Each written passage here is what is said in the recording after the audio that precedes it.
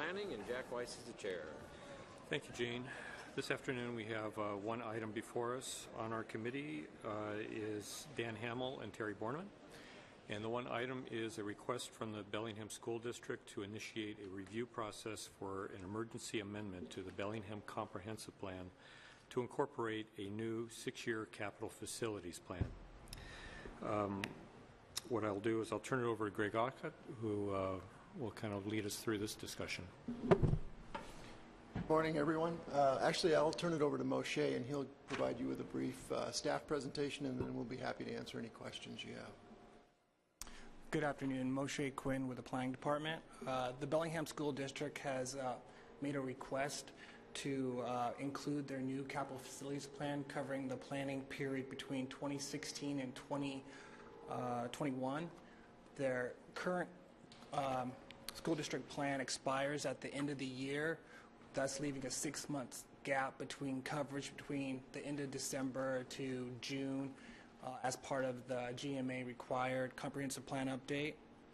The Growth Management Act limits comprehensive plans amendments to once a year, and unfortunately we've already done ours back in June, and so they're requesting an emergency to that, and RCW allows that provisions for the government bodies to consider amendments to their comprehensive plan outside the annual docket if an emergency exists. So what we have here is a 6-month gap between plan coverage where the district would not be able to collect school impact fees between January and June, which this money goes to serve new development. And so if council believes that an emergency exists, they should motion for staff to take that proposal through the legislative process by the end of the year. All right, thanks, Moshe. I guess I wanted to start off questioning right now. To me, it doesn't seem like this is an emergency if you knew what the schedule was all along. Can you maybe help tell me what the school district's reasoning was for the delay in the first place, if everybody knew what the rules were from the beginning?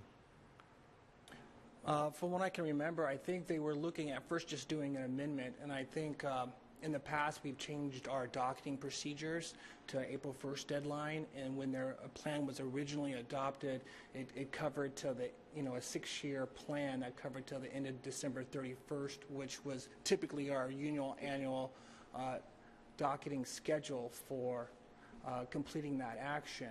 And now that it's changed from April 1st, typically we do that the next following year in fall. And so I think that might have been an accidental oversight by the district.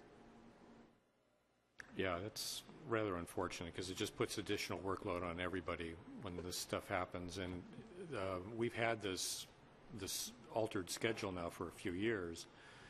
It would seem like they would have caught on to something like that previously, and I don't know. I really feel like we have a problem with our communication with the school district in the sense of their citing of schools, the way that they have done various things, and not working with our planning department to try and figure out what the best and easiest way to do these things are for everybody. And I don't know. That said, I want to open up to the committee. Dan. Doesn't this amount to essentially a housekeeping item in terms of aligning these items together? The timing is unfortunate. In this case, addressing Jack's comments a little bit, the district does 85% of the work, so this isn't a burden on staff really. We'll be able to process this by the end of the year without taking away from the other things that we're doing. I think the timing change from, as Moshe mentioned, when we changed our docketing process, I think that caught the district unaware, and they don't participate in this process but every 6 years. And our concern is that if we don't amend the plan this year, if we don't add their new capital facilities plan, there will be, as Moshe mentioned, at least a 6-month period where we will not be able to collect impact fees on new development. And we issued permits for last year for over 700 new dwelling units. Most of those get issued early in the year, And so if we are unable to do that for a 6-month period for the district, it represents a fairly significant revenue loss for them. So that's why we're here. Okay, other discussion or a motion? Terry? Yeah, I'm going to vote to approve this. I understand what you're saying, Jack. People maybe should have known and it should have been, but the results are still the same. And I don't, just because, I think because somebody didn't get on their job the way they were supposed to, maybe, we shouldn't penalize the school district or ourselves or whatever with this. We still have a problem that's been created, and this is the way to resolve it, so I will move to approve. Dan? Yeah, I will support this as well. I do think it's an unfortunate communication issue. I think that really does need to be resolved, but I will be supporting this. Yeah, and I will too. I really feel like it's an unfortunate situation, but we really have no other choice. Michael? Normally in school, if you turn in your homework late, you get a markdown your grade. How much of a markdown are we going to be giving the school district? Easy there, buddy. Okay, seeing no other discussion or comments? I don't want to touch that. They might grade us. I don't want. There you go. You don't want to go there. Okay, all those in favor say aye.